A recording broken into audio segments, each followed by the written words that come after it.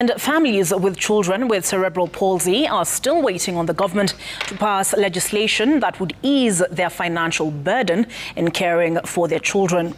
The disease, which renders children nearly motionless, has left many parents with the duty and responsibility of catering for all the needs of the children who can't look after themselves, often at a high financial cost. Brenda Wanga spoke to one such family that is caring for one such child during the Cerebral Palsy Awareness Month and filed this report of their journey of challenges, hope and resilience. For 10 years, Felix Odhiambo and his wife have been carrying the load of caring for their son, Jaden.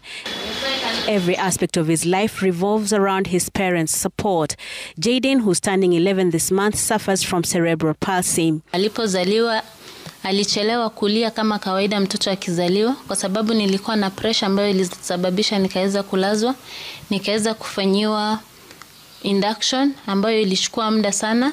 Nilikuwa na prolonged labor. What followed for Jaden was a series of missed development milestones. At first, the parents didn't think much of it. Miezi 6 bado mtoto hajaweza kuketi wala kufanya yale ambayo mtoto wa kawaida anaweza kufanya. Nakumbuka dada yangu ndiye aliniuliza kwa nini mtoto hajaweza kuketi.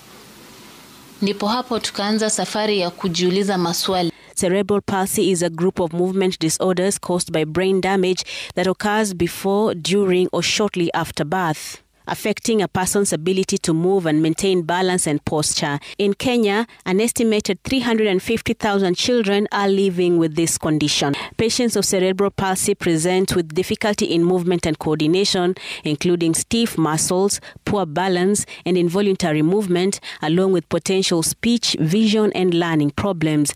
Jaden has been afflicted with a good portion of these symptoms and is entirely reliant on his parents. I respond to the activities of daily living. Cannot dress himself, he cannot feed himself, he cannot do many things to himself. So you have to be there for the child and you have to support it fully. Sometimes it is not easy.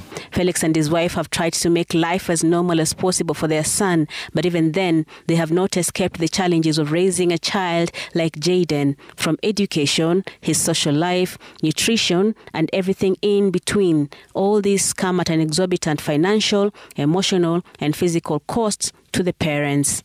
Jaden's care also has to be handled carefully to avoid opportunistic infections. Each and every time that he has an infection, this could trigger the convulsion. So these convulsions were not good because at times they could come at night. And if they started to attack, the convulsion could last for a long time. Ni madawa, ni pampers, ni chakula yake, ni hata hizi ni wheelchair, ni hizi vitu assistive devices. Maana hizo zote ni therapies, ni pesa ambazo zinahitajika. And now, drawing on their own experiences, they are imparting knowledge through a foundation in their son's name.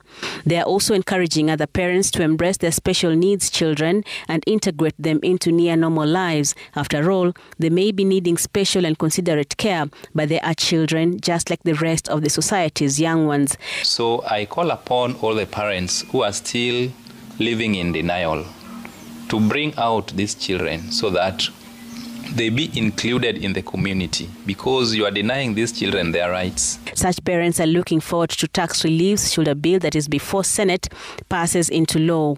The Persons with Disabilities Bill 2023, moved by Senator Chris Olasige, seeks to give caregivers and parents of children with disabilities significant tax relief, a move that will go a long way in easing the financial burden currently borne by families like Jaden's. Brenda Wanga, Citizen TV.